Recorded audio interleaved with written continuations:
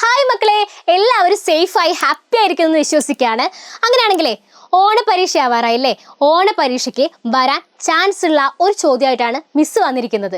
നിങ്ങൾ ഈ ഒരു ചോദ്യം നിർബന്ധമായിട്ടും നല്ല രീതിയിൽ പ്രിപ്പയർ ചെയ്തിട്ട് പോവുക, നല്ല രീതിയിൽ എക്സാം എഴുതുക.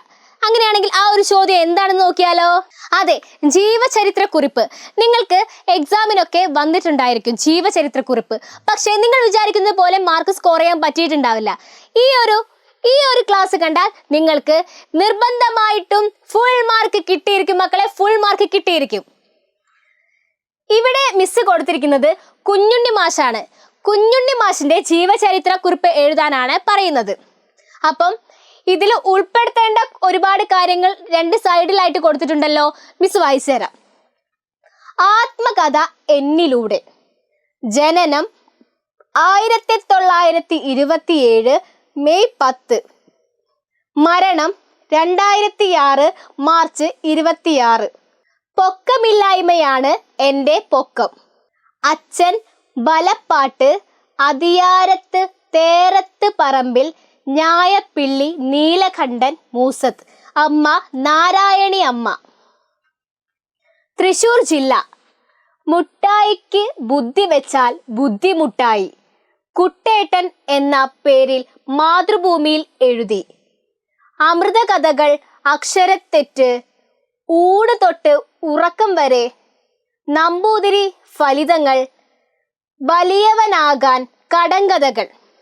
ഇതൊക്കെയാണ് ഒരു ജീവചരിത്ര കുറിപ്പ് എഴുതാൻ വേണ്ടിയിട്ട് നിങ്ങൾക്ക് ഇവിടെ ഉദാഹരണങ്ങളായി തന്നിരിക്കുന്നത്. അപ്പോൾ ഇതെല്ലാം വെച്ചുകൊണ്ട് ഉൾപ്പെടുത്തി നമുക്കൊരു ജീവചരിത്ര കുറിപ്പ് എഴുതി നോക്കിയാലോ? ടീച്ചർ ഇവിടെ എഴുതിയിരിക്കുന്നത് നിങ്ങൾ കാണാം.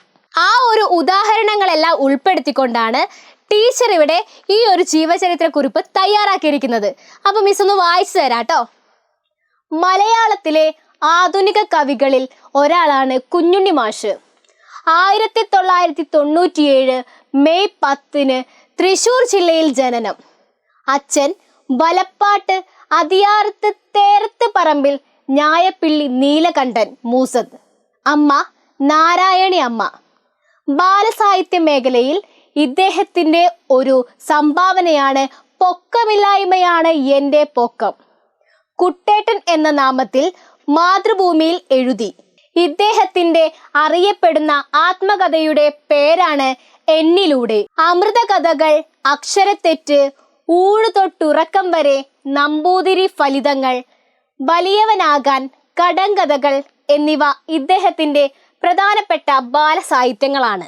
മുട്ടായിക്ക് ബുദ്ധി വെച്ചാൽ ബുദ്ധിമുട്ടായി എന്നത് ഇദ്ദേഹത്തിൻ്റെ ഒരു നാടൻ ശൈലിയാണ്. അവസാന കാലത്ത് വാർദ്ധക്യ സഹജമായ നിരവധി അസുഖങ്ങൾ കൊണ്ട് ബുദ്ധിമുട്ടിയ കുഞ്ഞുണ്ണി മാഷ് വലപ്പാടുള്ള തൻ്റെ തറവാട്ടിൽ വെച്ച് 2006 മാർച്ച് 26 അന്തരിച്ചു. അപ്പം ടീച്ചർ ഇവിടെ കുഞ്ഞുണ്ണി മാഷിന്റെ ജീവചരിത്ര കുറിപ്പ് എഴുതിയത് നിങ്ങൾക്ക് നേരത്തെ കാണിച്ചു തന്ന ഈ ഉദാഹരണങ്ങൾ വെച്ചിട്ടാണ്. നിങ്ങളുടെ ചോദ്യപേപ്പറിൽ ഇതേപോലെ കുറച്ച് ഉദാഹരണങ്ങൾ തന്ന് ഒരു ഫോട്ടോയും വെച്ച് ഇതേപോലെ ജീവചരിത്ര കുറിപ്പ് എഴുതാൻ നിർബന്ധമായിട്ടും ഒരു ചോദ്യം ഉണ്ടായിരിക്കും. അപ്പോൾ നിങ്ങൾ എഴുതേണ്ടത് എങ്ങനെയാണെന്ന് ടീച്ചർ പറഞ്ഞതെന്ന് ശ്രദ്ധിച്ചല്ലോ. എങ്കിൽ അടുത്ത ക്ലാസ്സിൽ ഇതുപോലുള്ള വേറെ ചോദ്യങ്ങളായി കാണാം. അതുവരേക്കും ബൈ.